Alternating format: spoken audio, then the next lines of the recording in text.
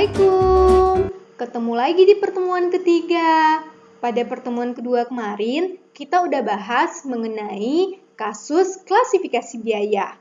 Kalian udah lebih ngerti belum mengenai klasifikasi biaya? Kalau udah, hal tersebut akan membantu kalian lebih memahami materi pada pertemuan ini.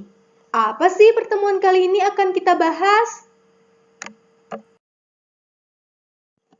Pada pertemuan kali ini, kita akan bahas mengenai laporan harga pokok produksi dan laporan laba rugi pada perusahaan manufaktur dong, karena laporan harga pokok produksi hanya dibuat oleh perusahaan manufaktur.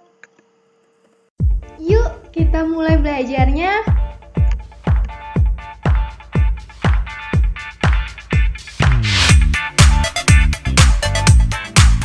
Supaya kalian lebih memahami cara membuat laporan harga pokok produksi dan laporan laba rugi, maka akan lebih baik kita langsung saja masuk ke soalnya. Yuk!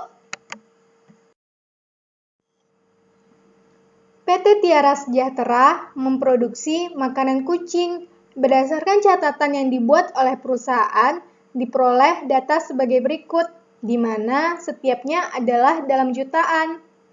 Beban penyusutan peralatan kantor sebesar 55, kas sebesar 1, penyusutan gedung pabrik 30, biaya tenaga kerja langsung 40, persediaan bahan baku langsung 31 Desember 2019 sebesar 25, persediaan bahan baku langsung 1 Januari 2019 sebesar 50, beban pabrik lainnya 3, biaya tenaga kerja tidak langsung 4, pemakaian bahan baku tidak langsung 2, beban pengiriman barang 1, potongan pembelian bahan baku langsung 2, ongkos angkut pembelian bahan baku langsung 2, pembelian bahan baku langsung 75, persediaan barang dalam proses 31 Desember 2019 sebesar 50, persediaan barang jadi 31 Desember 2019 15, persediaan barang dalam proses 1 Januari 2019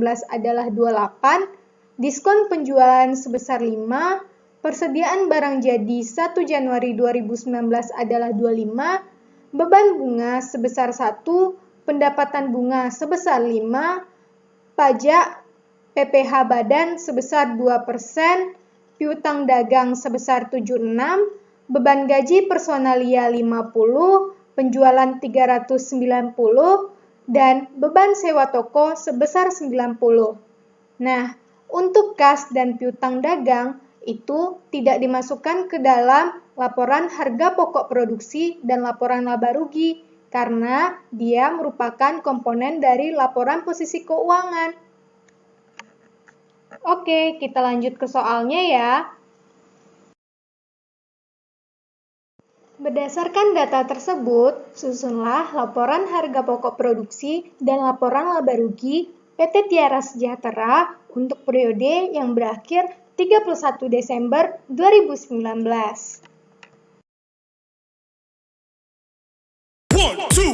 Pembahasan. Jadi, kita yang pertama itu bikin laporan harga pokok produksi dulu atau laporan laba rugi?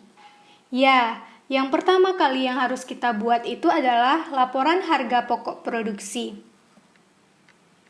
Ini langkah-langkahnya. Yang pertama, jangan lupa bikin judulnya. Ini. Baris pertama itu kita adalah nama perusahaannya. Kemudian baris kedua itu adalah judul laporan.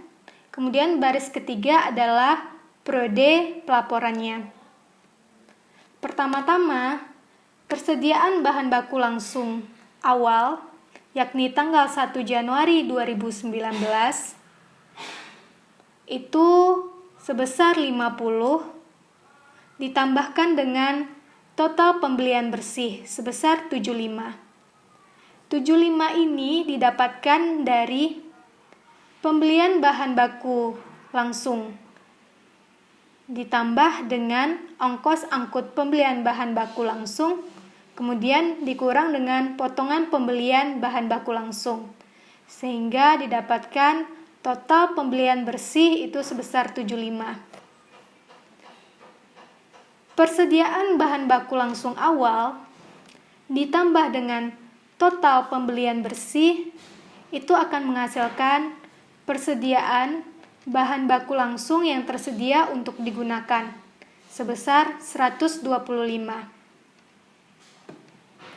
Kemudian, persediaan bahan baku langsung yang tersedia untuk digunakan sebesar 125 ini dikurangi dengan persediaan bahan baku langsung akhir, yakni tanggal 31 Desember 2019. Diketahui sebesar 25. Persediaan bahan baku langsung yang tersedia untuk digunakan dikurangi dengan persediaan bahan baku langsung akhir, itu akan menghasilkan biaya bahan baku langsung yang digunakan sebesar 100. Ini. Kemudian, biaya bahan baku langsung yang digunakan sebesar 100 akan ditambah dengan biaya tenaga kerja langsung sebesar 40. Kemudian ditambah dengan biaya overhead sebesar 39. Itu akan menghasilkan total biaya produksi tahun berjalan sebesar 179. Nah, biaya bahan baku tidak langsung, kemudian biaya tenaga kerja tidak langsung, dan biaya penyusutan gedung pabrik dan biaya pabrik lainnya, itulah yang merupakan hasil dari angka 39 ini. Didapatkan dari penambahan 2 tambah 4 tambah 30 tambah 3. Nah, dalam menyusun biaya overhead ini, yang pertama kali itu adalah biaya bahan baku tidak langsung harus pada urutan pertama. Kemudian urutan keduanya adalah biaya tenaga kerja tidak langsung, baru setelah itu biaya-biaya overhead lainnya yang bukan termasuk ke dalam dua komponen ini. Kemudian total biaya produksi tahun berjalan sebesar 179 ini ditambah dengan persediaan barang dalam proses awal, yakni 1 Januari 2019 sebesar 28, itu ditambahkan akan menghasilkan total biaya produksi yang dipertanggungjawabkan. 179 ditambah dengan 28 akan menghasilkan nilai 207, yakni namanya total biaya produksi yang dipertanggungjawabkan. Kemudian total biaya produksi yang dipertanggungjawabkan ini dikurangi dengan persediaan barang dalam proses akhir sebesar 50, akan menghasilkan harga pokok produksi sebesar 157. 207 dikurang dengan 50, dapat hasil 157. Jadi didapatkan harga pokok produksi kita yakni sebesar 157. Jadi, simpelnya biaya produksi itu adalah hasil dari penambahan biaya bahan baku langsung yang kita gunakan ditambah dengan biaya tenaga kerja langsung, kemudian ditambah dengan biaya overhead, dan kemudian ditambah dengan biaya-biaya yang kita keluarkan untuk memproses barang dalam proses yang sebelumnya belum sempat untuk diproses menjadi barang jadi. Ini. Kemudian, ya itu aja. Kemudian setelah itu, kita lanjutkan ke laporan laba rugi. Seperti biasa, jangan lupa bikin judulnya ini. Pada baris kedua adalah laporan laba rugi. Nah, pertama-tama kita mulai dari penjualan dulu. Nih, penjualan diketahui nilainya 390. Kemudian diketahui lagi ada diskon penjualan sebesar 5. Maka itu akan mengurangi nilai dari penjualan ini, sehingga didapatkan nilai penjualan bersih sebesar 385. 390 dikurang dengan 5. Kemudian kita harus mencari nilai harga pokok penjualan. Kalau tadi harga pokok produksi, maka ini adalah harga pokok penjualan. Gimana sih cara mencari harga pokok penjualan ini? Yang pertama itu adalah persediaan barang jadi awal. Nih, tanggal 1 Januari 2019 sebesar 25. Itu ditambahkan dengan nilai harga pokok produksi sebesar 157. Nilai 157 ini didapatkan dari sini. Nah, dari sini. Yang kita cari sebelumnya yakni harga pokok produksi 157. Kemudian ditambahkan kemudian persediaan barang jadi awal ditambah dengan harga pokok produksi, itu akan menghasilkan persediaan barang jadi yang tersedia untuk dijual. Jadi ada sisa persediaan barang jadi tahun sebelumnya yang menjadi persediaan barang jadi awal tahun ini, ditambah dengan barang jadi yang kita proses tahun ini sebesar 157. Itulah persediaan barang jadi yang tersedia untuk kita jual, yakni sebesar 82. Kemudian kita kurangi dengan persediaan barang jadi akhir, ini yang belum terjual, sebesar 15. Sehingga didapatkanlah nanti itu harga pokok penjualannya sebesar 167. Jadi 25 ditambah 157 menghasilkan nilai 182, kemudian dikurangi 15 akan menghasilkan nilai 167.